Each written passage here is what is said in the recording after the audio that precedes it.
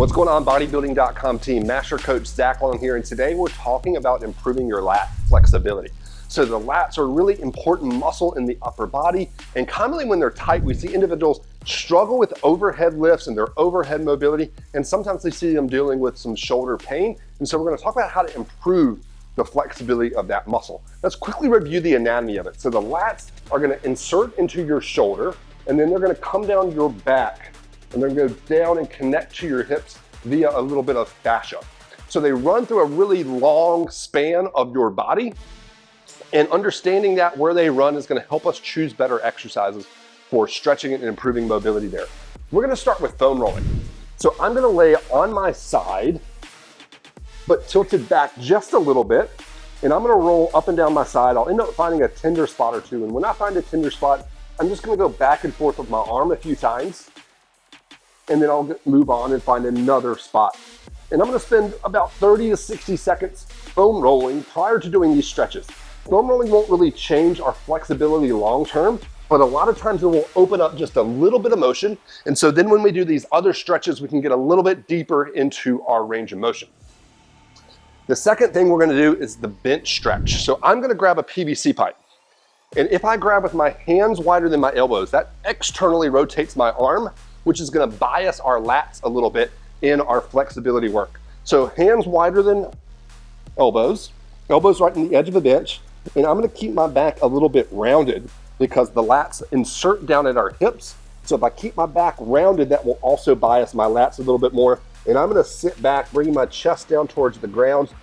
And as I drop down, I'll feel a stretch in my lats. So I'm going to feel that coming all the way down through here. And I'm just going to spend a minute kind of going back and forth, not holding too long. I'm also not coming all the way out of the stretch, kind of staying in the stretch, barely out. In the stretch, barely out. That is a good way to get a little bit of a static stretch into the lats. From there, I really like doing eccentric muscle contractions to improve our lat flexibility. Eccentric means that we're focusing on loading these stretch positions. So we're going to go nice and slow through range of motion to improve lat flexibility, while at the same time also improving our strength. So we kind of get two birds with one stone here.